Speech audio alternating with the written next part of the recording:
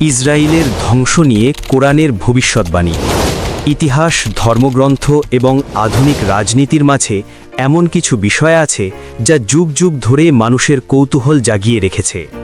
আজ আমরা কথা বলবো একটি গুরুত্বপূর্ণ ও আলোচিত বিষয় নিয়ে। পবিত্র কোরআনে কি সত্যিই ইসরায়েলের ধ্বংস সম্পর্কে কোনো ভবিষ্যৎবাণী আছে? এই বিষয়টি বুঝতে হলে আমাদের যেতে হবে প্রায় 1400 বছর আগে, যখন পবিত্র কোরআন নাজিল হয়। কোরআনের সূরা আল ইসরা বা বনি ইসরায়েলে এমন কিছু আয়াত আছে যা অনেক ইসলামী গবেষকের মতে বনি ইসরায়েল বা ইসরায়েলি জাতির উত্থান ও পতনের ইতিহাসের ইঙ্গিত দেয়। আল্লাহ তাআলা কোরআনে বলেন, আমি বনি ইসরায়েলকে কিতাবে জানিয়ে দিয়েছিলাম, তোমরা পৃথিবীতে দুইবার বড় ধরনের ফাসাদ সৃষ্টি করবে এবং অত্যন্ত উদ্ধত হয়ে উঠবে। এই আয়াতটি রয়েছে সূরা আল ইসরা 17:4। এরপর কোরআনে বলা হয়েছে, যখন তাদের প্রথম ফাসাদের সময় আসে তখন আল্লাহ তাদের বিরুদ্ধে শক্তিশালী এক জাতিকে পাঠান, যারা তাদের শহরে প্রবেশ করে এবং কঠোর শাস্তি দেয়। অনেক ঐতিহাসিক ও তাফসিরবিদ মনে করেন এই ঘটনাটি সম্ভবত বাবিলনের রাজা নেবুচাঁদ-নেজারের আক্রমণের দিকে ইঙ্গিত করে, যখন জেরুজালেম ধ্বংস হয়ে যায় এবং বনি ইসরায়েলের অনেক মানুষ বন্দী হয়ে যায়। কিন্তু এখানেই গল্প শেষ হয়নি। কোরআনে বলা হয়েছে, এর পরে আল্লাহ আবার বনি ইসরায়েলকে শক্তি, সম্পদ এবং জনবল দেন। তারা আবার শক্তিশালী হয়ে ওঠে, কিন্তু এরপর আবার সতর্কবার্তা দেওয়া হয়, যদি তারা আবার ফাসাদ ও অত্যাচারে লিপ্ত হয় তাহলে আবার শাস্তি আসবে।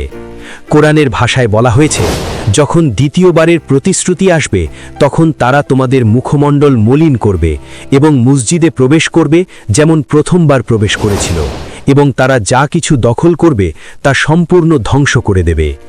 এই অংশটি রয়েছে সূরা আল ইসরা 17:7। এই আয়াতের ব্যাখ্যা নিয়ে ইসলামী দুনিয়ায় অনেক মতবাদ রয়েছে। কিছু আলেম মনে করেন এটি ইতিহাসে ইতিমধ্যে ঘটেছে, যেমন রোমান সাম্রাজ্যের সময়ে 70 খ্রিস্টাব্দে জেরুজালেম ধ্বংস। আবার অন্য কিছু গবেষক মনে করেন এই আয়াতগুলোর একটি অংশ এখনও ভবিষ্যতের সাথে সম্পর্কিত। তাদের মতে শেষ যুগে বনি ইসরায়েল আবারও বড় ধরনের সংঘাত ও ধ্বংসের মুখোমুখি হতে পারে। তবে গুরুত্বপূর্ণ বিষয় হল, কোরআন মূলত কোনো নির্দিষ্ট আধুনিক রাষ্ট্রের নাম উল্লেখ করে না। এখানে বলা হয়েছে বনি ইসরায়েল, যা একটি জাতিগত ও ধর্মীয় গোষ্ঠীকে বোঝায়, আধুনিক রাষ্ট্র ইসরায়েলকে নয়। তাই অনেক ইসলামী গবেষক সতর্ক করে বলেন, ধর্মীয় গ্রন্থের আয়াতকে সরাসরি আধুনিক রাজনৈতিক ঘটনার সাথে মিলিয়ে ফেলা সব সময় সঠিক ব্যাখ্যা নাও হতে পারে। কোরআনের মূল শিক্ষা হল, যে জাতি অন্যায়, অত্যাচার এবং ফাসাদে লিপ্ত হবে শেষ পর্যন্ত তাদের পতন অবশ্যম্ভাবী। এই শিক্ষা শুধু বনি ইসরায়েলের জন্য নয়, বরং সমগ্র মানবজাতির জন্য একটি সতর্কবার্তা। ইতিহাসের দিকে তাকালে আমরা দেখতে পাই, যে কোনো শক্তিশালী সাম্রাজ্য যখন অন্যায় ও অত্যাচারে জড়িয়ে পড়েছে তখনই তাদের পতন হয়েছে। রোমান সাম্রাজ্য, মঙ্গল সাম্রাজ্য, এমনকি আধুনিক যুগেরও অনেক শক্তিশালী রাষ্ট্র এর উদাহরণ। তাই কোরআনের এই আয়াতগুলো শুধু একটি জাতির ভবিষ্যৎ নয়, বরং মানব সভ্যতার জন্য একটি গভীর শিক্ষা বহন করে। সবশেষে বলা যায়, ইসরায়েলের ধ্বংস নিয়ে কোরআনের আয়াতগুলো নিয়ে নানা ব্যাখ্যা রয়েছে। কেউ এটাকে অতীতের ইতিহাস বলে মনে করেন, আবার কেউ এটাকে ভবিষ্যতের কোনো সম্ভাব্য ঘটনার ইঙ্গিত হিসেবে দেখেন।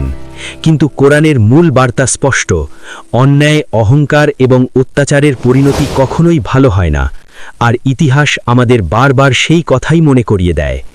আপনার কি মনে হয়, এই আয়াতগুলো কি শুধুই অতীতের ইতিহাস নাকি ভবিষ্যতের কোনো ইঙ্গিত?